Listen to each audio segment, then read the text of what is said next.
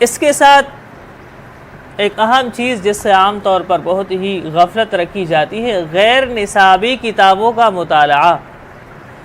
غیر نصابی کتابوں کا مطالعہ ایک طالب علم کے لیے لازمی ہے کہ اپنی درسی کتابوں کے ساتھ ساتھ وہ غیر نصابی کتابوں کا بھی مطالعہ کرے۔ یہ بہت اہم بات ہے۔ آپ نے نحو تو پڑھی، صرف پڑھا آپ نے، لیکن دنیا سے آپ واقف نہیں ہیں، تاریخ سے آپ واقف نہیں ہیں، سیرت سے آپ واقف نہیں ہیں، صحابہ کرام رضوان اللہ تعالی علیہم اجمعین کے حالات سے آپ واقف نہیں ہیں، تو آپ کس طرح کر لوگوں سے مخاطب ہوں گے، کس طرح آپ زمانے میں بات کریں گے؟ تو یہ اہم بات ہے کہ آپ کا خارجی مطالعہ بھی ہو، غیر درسی کتابوں کا مطالعہ بھی ہو۔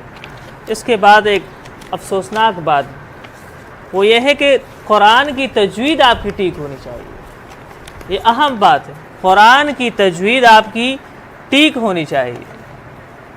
بعض اوقات اچھے خاصے اہل علم حضرات ہوتے ہیں، لیکن جب وہ قرآن پڑھتے ہیں تو عجیب سا محسوس ہوتا ہے، بہت زیادہ شرمندگی ان کو بھی ہوتی ہے۔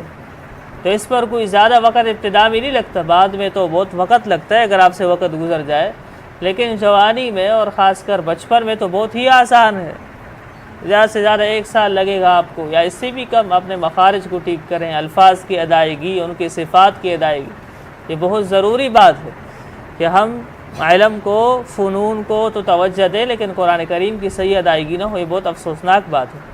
لہذا تجوید پر آپ کی توجہ ہونی چاہیے۔ تجوید کا یہ مطلب نہیں کہ آپ تجوید کی امام بن جائیں، بس یہ کہ قرآن کریم کو جس طرح پڑھنا چاہیے اس طرح پڑھنے کی کوشش کریں۔ ظاہر آخری حد تک تو پہنچنا پھر بھی مشکل ہے۔ غیر نصابی سرگرمیوں سے بچنا، غیر نصابی سرگرمیوں سے بچنا۔ بعض طلبہ تنظیمیں چلاتے ہیں، یونٹ چلاتے ہیں، جلسے جلوس کرتے ہیں، یہ ہمارا کام نہیں ہے۔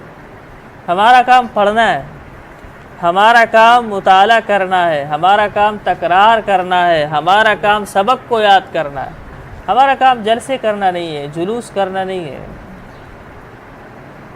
ہم سیاست کے لیے نہیں آئے، ہم مدرسے میں پڑھنے کے لیے آئے ہیں، قرآن کو پڑھنے کے لیے، حدیث کو پڑھنے کے لیے، عربی زبان کو پڑھنے کے لیے ہم یہاں پر آئے ہیں۔ تو اس لیے غیر نصابی سرگرمیاں، اسی طرح غیر نصابی سرگرمی تو سب سے بڑی موبائل کا استعمال ہے۔